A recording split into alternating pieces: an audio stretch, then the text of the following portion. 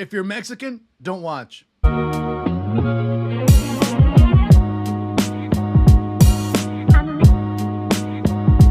There's a saying that some people or some places end up hitting rock bottom and either they bounce up or they keep digging. In Mexico's case, they've dug so much they might be able to find a treasure. What does it have? Who knows? Because they're looking for the treasure because first and foremost, the Mexican Football Federation has decided to prioritize money. And when football prioritizes money, now I'm not saying money is a bad thing. To me personally, money is an amplifier of things. And in Mexico's case, it's amplifying the ineptitude that there is at the leadership level. Because you have a group of people that, first of all, some are fans, but not football people. And the football people are the ones that have been left aside or have kind of been relegated to different roles that aren't football-related roles.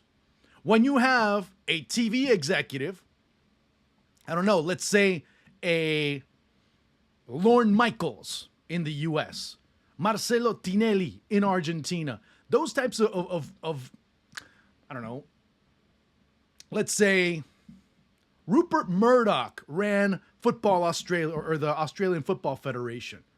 Okay, so you have an idea of what I'm talking about. People that might like the game, people that might enjoy the game, but they don't know about the intricacies of setting up a team or the logistics behind it. And not only that, they have people around them that know more about earning money or doing good marketing than about being able to take care of the biggest product in and of itself, which is football, which is getting results. People I've spoken to in the past have said, well, because if it weren't for marketing and if it weren't for the business end of the game, then the game doesn't grow. You're right. To a certain extent, you're right. But you cannot grow a product if the product is not good. You can have all the good marketing behind it. You can make it look like the greatest, like the best, the highest quality. But if it really isn't, then you're shit out of luck because there's no substance behind it. At the end of the day, when people are consuming, when people are buying, when people are investing not only money, but their time and also their emotions, they want something in return. People aren't going to go to a movie theater to see a bad movie. They might go see it once. They might end up getting fooled the second time. The third time, they're not coming back. And that's what you're starting to see with the Mexican fans. Mexican fans aren't dumb. They understand, and it's expensive, especially if you're watching a match here in the US, because that's what they prioritize. Where do I get more money from? Where can I end up charging more for tickets for a football match? In Mexico or in the US? Or the other option is, does the Mexican national team go abroad to compete better, but you end up generating less money? I'll give you a quick contrast. There have been a lot of criticisms of Chiquitapia in Argentina because of how he's handled recent friendlies. The players understand that for them, it's a need for them to play at the highest level against the best competition available to keep that competitive edge as high as possible. Obviously, in Chiquitapia's case, he's been more worried about earning money and getting a profit, which is his responsibility to an extent. I don't blame him for that. But you can't completely jettison one in favor of the other. You might be able to do it on one end, maybe.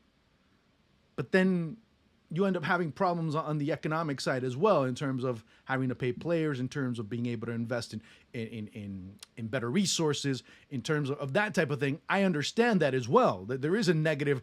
There has to be this balance where competitiveness and profits have to kind of have a balance there. In Mexico's case, in Argentina's case, it was this, much to the chagrin of the players.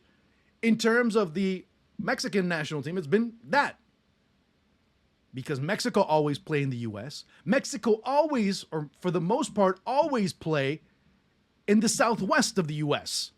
Texas, Arizona, California, because that is where the highest concentration of Mexican fans are. At times they go into other places, Atlanta, New York, but where the highest concentration of Mexicans are, that's where the national team plays, and that's where the national team only play. You will rarely ever see them play Spain in Spain or in Europe. You will rarely ever see them go and play Germany in Germany. You will rarely ever see Mexico, the US, Canada go to South America and play a friendly. Now, I shouldn't I think it's unfair to throw the US and Canada in because they're at least at some levels doing things very right. They're doing things that are progressing them at the national team level. So that's a different story. But I mean, they don't want to compete either on that end. That's, again, like I said, a different thing. They're doing things right. Mexico is the focus. But Mexico don't want to do that because the money is here. The money is only here. As many want to say, yeah, Mexico have one of the biggest followings on social media. Absolutely right. Mexico have a great deal of money coming in terms of money. I think they're one of the top 3 national teams that generate the most amount of money worldwide. But about 80% of it, 85% of it's the United States. Not a sin. I'm not saying that's a problem. I'm not saying that's a sin. I'm saying that ends up, well, kind of compromising you in terms of one thing or the other. I've said it for years, and what people think is when you say it, they think that you're hating. They think that you're criticizing. And yeah, we are to a certain extent criticizing because with the money, with the power, with all of this that Mexican football have, the game should be much better. The players should be much better. You have a generation that is exactly where no one wants them to be because, first of all, you saw it yesterday against Venezuela. It's a team with no leaders. No longer do you have the Rafa Marquez, the Cuauhtemoc Blancos, the Jared Borghettis, the Garcia Aspes, Matador Hernandez. You don't have those types of players with the charisma. Claudio Suarez, all those guys that came in and they were players with name and authority that came in and really fought tooth and nail for every single game. And sometimes you would think, Mexico's playing against such and such, they're going to get walloped. And they might lose, yeah, but man, they would put up a fight and you'd have to respect that. No longer do you see that. The guy that takes the penalty kick, Orbelín Pineda, is not even a leader on his own team. He's not a player that stands out in his own team. I'm not saying that he's a bad player. I'm just saying he doesn't stand out at times. Mexico's a team that lacks leadership. But again, the big blame game in Mexico is blame the foreigner. Tata Martino's fault. The naturalized player's fault. Too many foreign players. Well, whose fault is it? The pig for eating too much?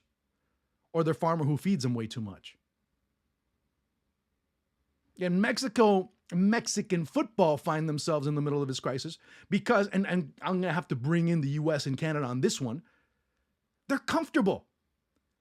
Mexican football pays very well. Mexican football pays very, very well. Most of the time, what would be the ideal scenario? Having your dream company right across the street from where you live? Or having to be discomforted to be able to make your dream come true? In Mexico, basically, the dream is right across the street. It's nothing wrong with that. But, and I've said it before, and I've used it in the US case, many want to be considered top players in the world, but you don't play in the top leagues in the world. You can't have it both ways. You can't be the best if you don't play against the best. And that's the case with Mexico. We might have some of the best salaries, but best salaries doesn't necessarily mean that you're one of the best players. You have to prove that against the best. And Mexican players, for the most part, haven't. How many players on this Mexico team play abroad? Very few. Now, you look at the US, they only have 3 players that are in MLS in their national team call-up for Copa America.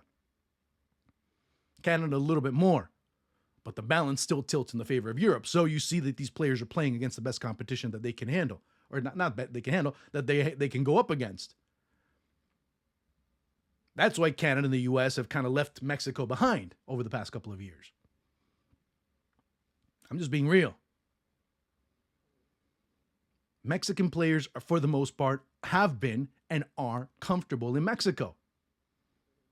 You earn very good money. You eat very good food. You're still within your culture. You're still within your family. You can still do things that you usually do.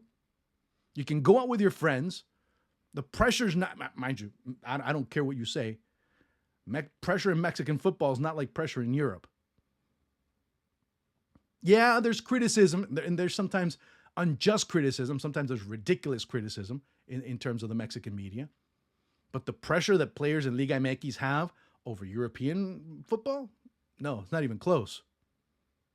So let's keep all that in mind when we're talking about Mexican national team and how it's going. It's a team that doesn't have leadership, is a team that doesn't have character, is a team that you hit them in the face once and that's it. And now, I'll tell you one thing, Mexico at this point is just a measuring stick for the teams below them. Jamaica, Panama. Jamaican fans might get mad, but it's true. Jamaica and Panama, in order for them to truly say, hey, we're amongst the elite in CONCACAF, Costa Rica, for us to be amongst the elite in CONCACAF, well, Mexico's the entry point now. No longer is it the place where you strive to be, is that final destination, if you will. It's the entry point into that. You beat Mexico, then you can start looking at the U.S. and Canada at this point. Now, in 2-3 years, maybe it's just Canada by themselves. Maybe it's the U.S. by themselves. That's a different story. I don't know. I can't tell you the future, but that's the present. So let's be very, very clear on that, because Mexican football is still in a great deal of array. The best players in Liga MX are not Mexican. And mind you, doing commentary for Mexican football, it's not the best feeling, you know, but it's a reality someone has to say. Mexican football is going through a very tough time right now, and they need to find ways to correct it. And until they decide to, first of all, you have to decide to see the problem. If you don't think there is a problem, there is no problem, at least in your mind. So what do you do? Because Mexican football, like I said, they prioritize the profit. The priority is the profit. Now, if you're a business and you have to show a profit every year, that's perfect. Bravo, perfect. Okay. But if you are wanting to earn a profit, yet you don't have anything to show in terms of a product, then that's going to be affected in the long run. Because at a certain point, like I said before, Mexican fans will get fed up. Mexican fans aren't going to be willing to shell out $100, $250 for tickets. Where was it the other day? Texas. I think it was like $50-something for parking. And then, of course, you start looking at the prices for food at stadiums. People aren't going to want to do that to go see a team that loses all the time, or a team that's playing below par competition. It's just not going to happen at a certain point. At a certain point, fans are going to wisen up. For those that haven't wisened up yet, say, no, why am I going to go watch that? That's the problem with Mexican football right now. There is no competition within the league when you start looking at the bottom, because all you do is pay a fine if you're relegated, or you wait until another franchise decides to move. You take the franchise name and keep it there, and that's where you kind of end up switching franchises in order to be able to maintain your status within the league. Or, like I said before, you just pay a fine and continue. You pay a fine for being bad. Instead of saying, well, competitively you weren't good, you end up getting dropped, and all of a sudden another team comes up. Cancun has been for years wanting to move up to the top, and there hasn't been promotion relegation. Now, I'm not going to go into that whole promotion relegation argument that there is prevalent in the United States. But in Mexico, there is no promotion relegation, and you see the problems going on now. Another thing that I've seen that has prioritized is, I went back a couple of, I was thinking about it.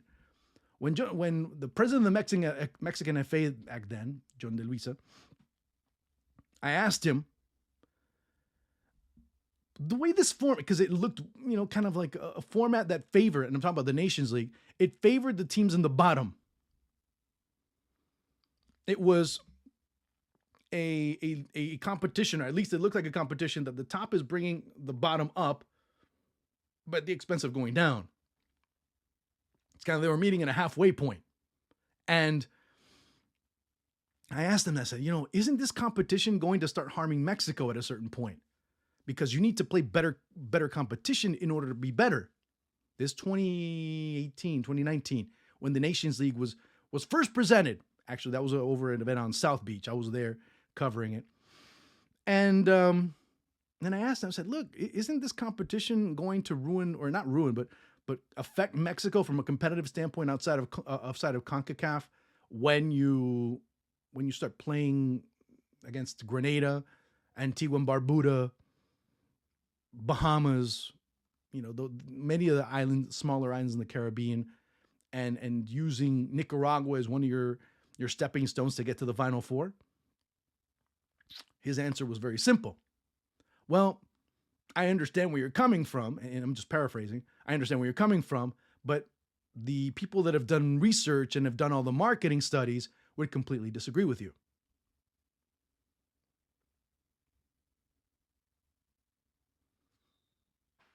Now, let's start looking at the Nations League. From that point to 2024, the U.S. have won 3 consecutive Nations Leagues. Mexico have lost 3 consecutive Nations Leagues, and they have not improved. Not only that, they've also been knocked out for the first time since 1978 out of a World Cup, and now they're in danger of being knocked out in the group stage of a Copa America. Tell me if it did help or not. That's just me talking. I don't know. You tell me what I'm thinking. Maybe I'm off track. Maybe I'm completely off base. Some of the people that watch, maybe they're Mexican. They're going to say that I'm a hater, which is fine. You tell me. You tell me exactly what's going on. Is there anything else that one should be pointing out? Because right now, off the top of my head, those are the main points that need to be mentioned. That, and of course, one more, which is, like I said, the players and the lack of wanting to be in the comfort zone. Or now their desire to be in the comfort zone, I should say. That to me ends up being a huge problem. And it has been. Folks, I'll talk to you soon. Make sure you follow, make sure you subscribe, make sure you share, make sure you do whatever you can, leave comments, curse me out, whatever, it doesn't matter. It's cool. But just do it, okay? Talk to you soon. Ciao.